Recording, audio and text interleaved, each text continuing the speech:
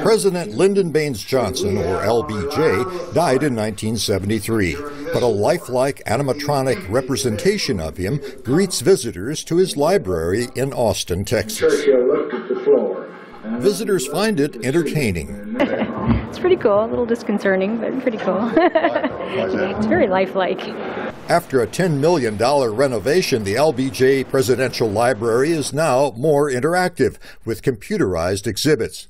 Visitors can listen to some of the more than 640 hours of telephone conversations President Johnson recorded for posterity, like this one with Republican Senator Everett Dirksen. Man, I'll call you back in a little bit on this. You never talked that way when you were sitting in that front seat. Yeah, well, I did if my country's involved. I voted. Lyndon Johnson assumed office after the assassination of President John F. Kennedy on November 22, 1963, and though he brought about civil rights laws and anti-poverty programs, his legacy is clouded by the Vietnam War.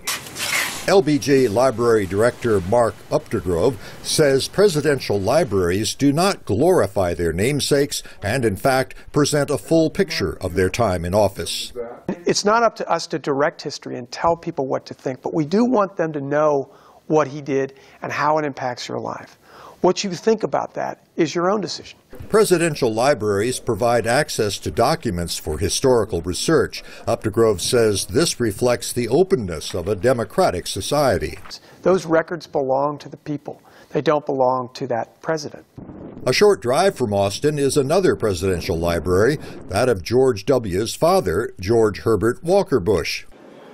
Like several other presidential libraries, this one has a small-scale Oval Office. Director Warren Finch says it draws visitors.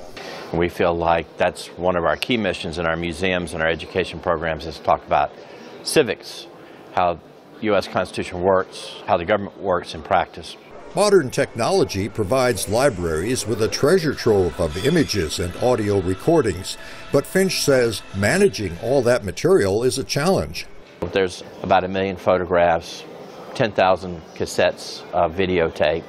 For presidential libraries, preserving and managing materials of historic importance is a continuing enterprise made difficult by the sheer size of the collections they keep. Greg Flakus, VOA News, Austin, Texas.